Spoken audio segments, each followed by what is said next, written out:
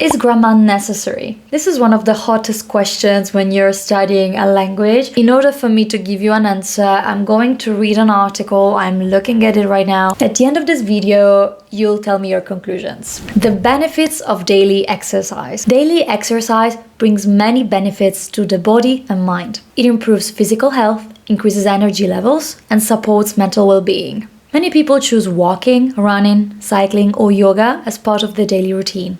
These activities strengthen the heart, build muscles, and help with weight control. Exercise also reduces stress and improves sleep. It releases endorphins, which create feelings of happiness. People who exercise regularly often feel more focused and productive during the day. They enjoy better moods and have fewer symptoms of anxiety and depression. Healthy habits matter.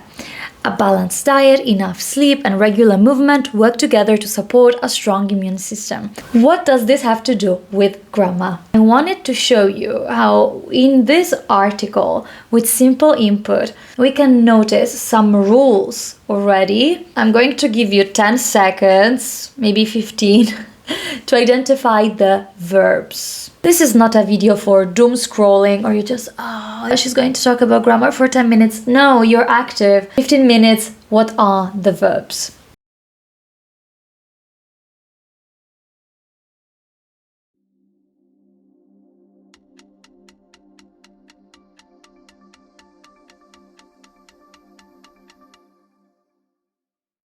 These are the verbs, and they all have something particular. They all have something in common. If you have some English grammar basics, you know these have the same tense, the present simple. When we learn English, we usually learn the base form of the verb or the infinitive. So for example, cook or to cook. Oftentimes the present simple and the base form are the same. Swim, I swim. Drink, you drink. But there is an exception. And if you're looking at the article, you can see that in some instances, in some situations, there was a different use. If I look at daily exercise, brings, it improves.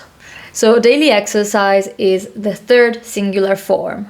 And a lot of you probably know you need to add an S. Exercise reduces stress. Exercise improves sleep. Okay, but what does this have to do with grammar? The pragmatic reason why we're studying grammar is we notice some patterns. While you were reading this article, you could notice that some aspects were very similar. Grammar is the shortcut. Grammar is, okay, I'm not giving you all the input and you need to figure it out. I'm giving you these rules, so when you find yourself using these structures, you already know what to expect. Grammar helps you save up so much time with trial and error, because when you're going blindly and trying to get the exact conjugation, the exact form, the exact word order, and you'd need somebody to correct and check what you're saying, what you're writing all the time. Whereas with grammar, you are given a skeleton, you're given structure. You already know what you're going to see. Now I have a similar article, it's slightly different. And here there is a rule I'd like you to understand. Staying motivated to exercise often means finding ways to enjoy the activity. For many people, the key is to set realistic goals.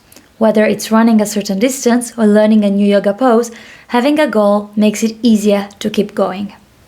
Another great tip is to choose something you enjoy. Dancing, swimming, or hiking can be more exciting than using a treadmill. Liking what you do increases the chances of sticking with it. Some people prefer joining a group or working out with a friend. I'm going to highlight some parts. Why do we have, for example, it is easier to keep going? Why do we have dancing, swimming, or hiking can be more exciting? Some people prefer joining a group. Why in these situations did we use ing or to? If you're an advanced learner, you probably know why. If you're an intermediate learner, you might say, I think they sound correct, they seem okay, but I don't know the reason. Dancing can be more exciting. Swimming can be more exciting. Hiking can be more exciting. These three verbs have a very specific function, which is their subjects. When we use a verb as a subject, we use it in ing form. Why do I know that?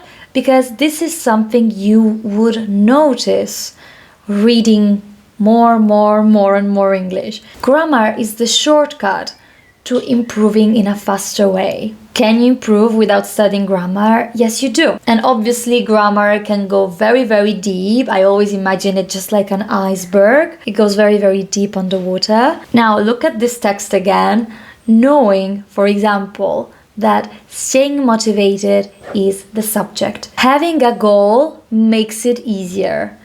Having a goal is the subject. Liking what you do is subject. Liking what you do increases. Okay, subject. So you have figured out a grammar rule, and maybe it was a bit obscure by reading the article, but then the moment you have the grammar rule given to you, you say, sure.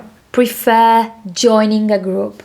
This is very frequent in English. This is so frequent, such a frequent mistake. When you have verbs like love, hate, detest, like, adore, these verbs that express a preference, your likings, something that you enjoy doing, for example. These verbs are frequently followed by ing or the to infinitive. So I prefer joining, I love watching TV shows, I hate swimming in the ocean, I enjoy speaking Chinese.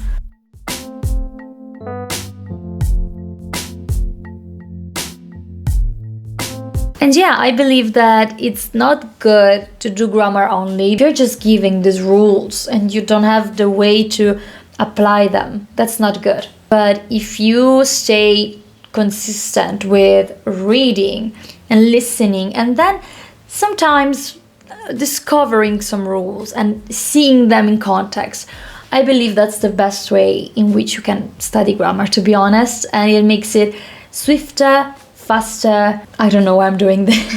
Thanks a bunch for watching this video. Let me know if this was helpful. As always, I leave you here a video which, in my opinion, you might find very helpful, because this teaches you how to use ChatGPT and avoiding hallucination.